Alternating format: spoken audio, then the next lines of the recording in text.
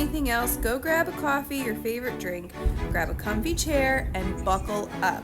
You're in for a crazy ride. This is day 1 and 2 of our Christmas vacation in Vietnam. This trip was a total of 9 days. We spent time in Hanoi, Ninh Bình, Ha Long Bay, Da Nang, and Hoi An. So stay tuned and make sure that you're subscribed to our channel so you can see the rest of our Vietnam trip. We were flying out on Christmas Eve, and it was fun to see one of Santa's helpers helping taxi out the airplane. Christmas isn't very big in Asia, so seeing these little holiday touches here and there was a lot of fun.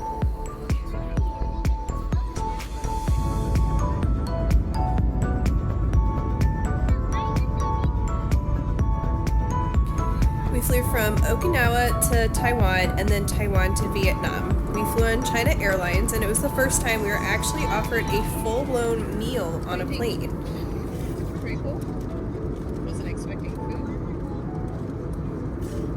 I was definitely more excited about the meal being offered to us than the kids were. They could care less. A quick layover in Taiwan, and we were back on the plane ready to get to Vietnam. We let the kids sit together this time. We weren't sure it would go well, but they were great, and they had a lot of fun being together. Today we are moving to Vietnam for Christmas. Oh, to be a 6-year-old again. Don't worry, we aren't moving there, and especially after this vacation, we have no plans on traveling anytime soon. Anyway, moving on. We got another meal on this flight. We didn't eat during our layover because we didn't really have a lot of options, so it was kind of nice. It was meat though. I think the kids in AJ ate some meat, but it wasn't very great. But the kids were super excited about the ice cream. Ice cream. You got ice cream? Jelly ice cream. You lucky ducky. These kids really don't know how lucky they are right now, and I hope one day they look back on these videos and understand just how lucky they are.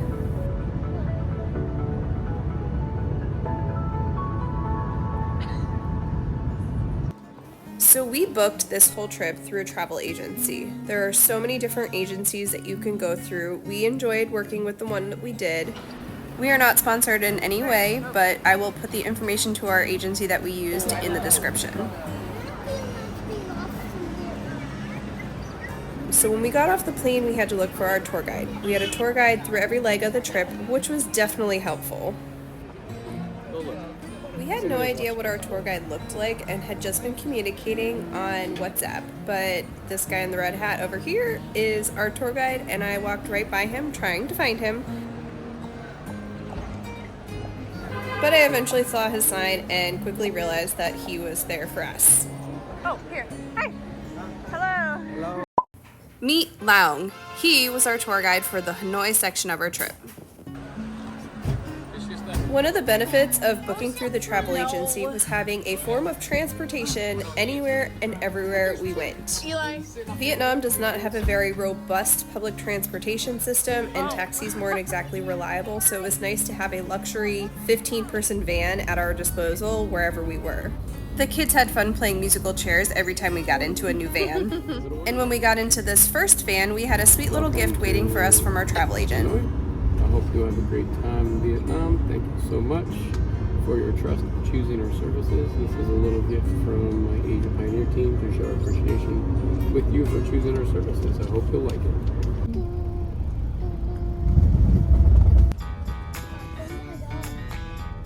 Welcome to Hanoi, Vietnam, the city where motorbikes outnumber the people. Okay, I have no idea if that statistic is true or not, but it seems pretty accurate after driving around for only a few minutes. We were told coming to Vietnam that Hanoi was going to have a lot of motorbikes, but I don't think it prepared us for exactly how many. I think the kids tried to start counting, and I think we lost count at like 100, and it just kept going. There were so many of them. So after trying to count the thousands of scooters we saw and failing miserably, we finally made it to our hotel. We stayed at the Somerset Grand Hanoi, and it's pretty much right in the center of the city. We were staying in a family suite, which basically was bigger than our apartment. It had 2 bedrooms, 2 bathrooms, a kitchen area, and an entire living room. Checking in at night is always fun. We knew we were in the city, but we didn't know what our view outside of the city was. And after a long day of travel, all of us totally wanted to sit down and rest, but nope, it was time for adventure.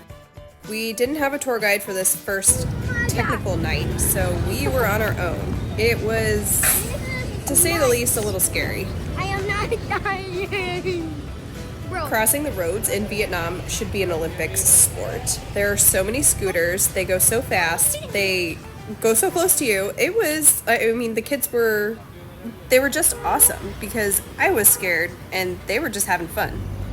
So on our way to the hotel, we passed the train street. So we knew that was the first place we were going to go because it wasn't on our itinerary. The train street is a famous street in Hanoi where a train literally goes down the street. When we decided to go to Train Street, I knew it was going to be hectic, but I didn't think it was going to be as hectic as it was. Walking through the whole street, people were constantly asking us to sit down and have a meal, and we did not want to, so we hightailed it straight through. Straight through to a geocache that was waiting for us at the end, of course. It was all definitely a little overwhelming, so we didn't do a whole lot of exploring, checked out a few other alleys, and headed right back to the hotel. When we got there, they were having a Christmas Eve bash, so we got some drinks, some food, and enjoyed some music.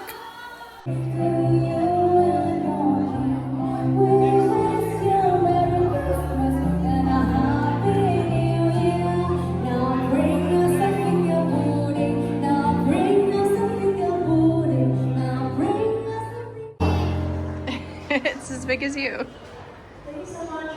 Thank you so much, everyone. Probably not everything's done. Continue with our video. Our first full day in Vietnam was Christmas Day, so the kids got to open a few presents. Only in public.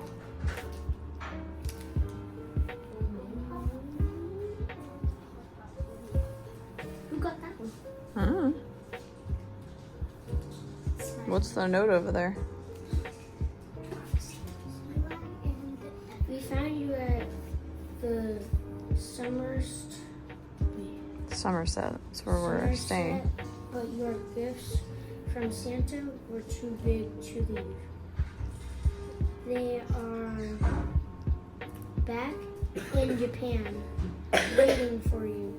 Mom and Dad brought some gifts from family for you to open. Traveling for Christmas Day has become pretty fun for us. The kids definitely remember the trips more than the gifts, and they get to have 2 Christmases because they come home to presents. And archery pancakes. That's what it says. Anarchy. Anarchy. And archery pancakes. You see what it's all about? Now, if you haven't figured out yet, I always try and get a family photo, and I do the whole video thing and get the screenshot later. And Christmas Day is no exception. So this is the progression of trying to get a family photo on Christmas Day in another country when we're all tired and jet lagged. So great. Kids aren't fighting. No one's tired. No one's hungry. I'm not tired. I'm sorry. Okay, so let's be real for a second here. The kids woke up super early. It was Christmas. We had a full day planned thanks to our travel agency, and none of us wanted to do any of it because it was all museums. So this was the start of what could probably be considered our worst vacation that turned into an okay vacation. And you'll have to stick around to figure out why. In all seriousness, though, we had a good vacation. We just learned a lot about ourselves and about how we like to travel on this vacation.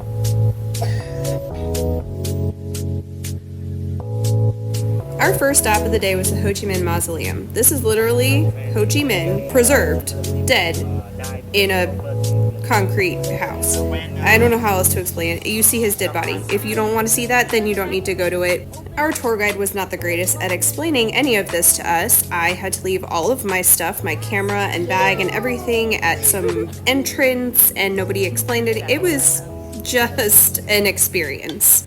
So after seeing a dead body, you walk around the grounds. Look, it was beautiful, but our kids are just not into this. This is the guy's house. They liked the fish. There are grapefruit on the trees. There's this one pillar pagoda, but the kids just wanted to run around and have fun. So we definitely just learned a lot about ourselves on this trip this morning, this whole day, that we are not museum people. We don't really care about all of that stuff, and our tour guide just did not do a very good job at explaining all of this. He just kind of said, okay, follow me.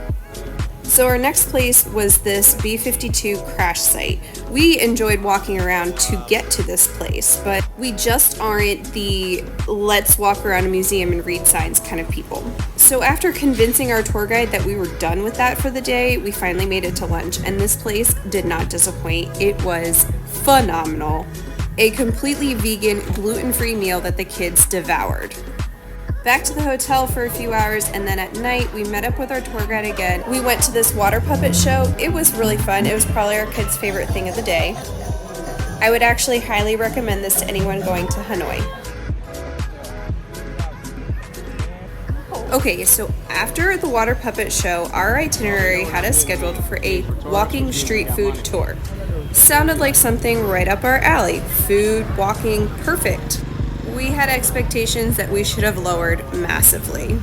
So it's a city. We knew it was going to be busy, but it was just a lot walking around, especially with both of our little kids. And again, nothing against tour guides, but our tour guide did not exactly explain himself or talk to us this whole time. So we basically just followed him around. So it was like 7 o'clock at night. The kids hadn't eaten anything. I was getting hangry, and we just wanted food. It's a street food tour, dude. Come on. I truly think that being vegan is what stumped him, because he really didn't know where to take us for any food. We ended up finding some random lady on the corner who was selling like roasted corn, and the kids loved it. I did not. So walking around markets like this and down alleyways is exactly what we like to do when we go on vacation, but doing it with a tour guide who doesn't really talk to you made it super awkward. He ended up being kind of like that fifth wheel, third wheel type person where he just kind of was tagging along. We did eventually find these donuts, and I'm not even going to bother looking it up. I don't remember what they're called, but they're made out of like bean paste or something. They were actually really good, and we all approved. Approved. I approve.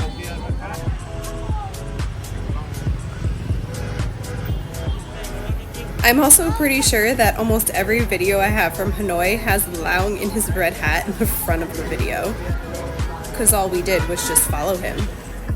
Our street food tour eventually landed us in a vegan restaurant that was sold out of everything we wanted to eat. Everly was asleep because it was 9 o'clock at night. We ended up walking around afterwards, even though we didn't want to, and we wanted to go back to our hotel. Laung convinced us that we needed to get this ice cream parfait sweetened condensed milk fruit concoction. They all ate it. They all loved it. It was a long walk back to the hotel after all was said and done. We were all so exhausted. There is a famous cathedral in Hanoi which we did happen to pass by on our way home, so that was cool to kind of check that off of our list.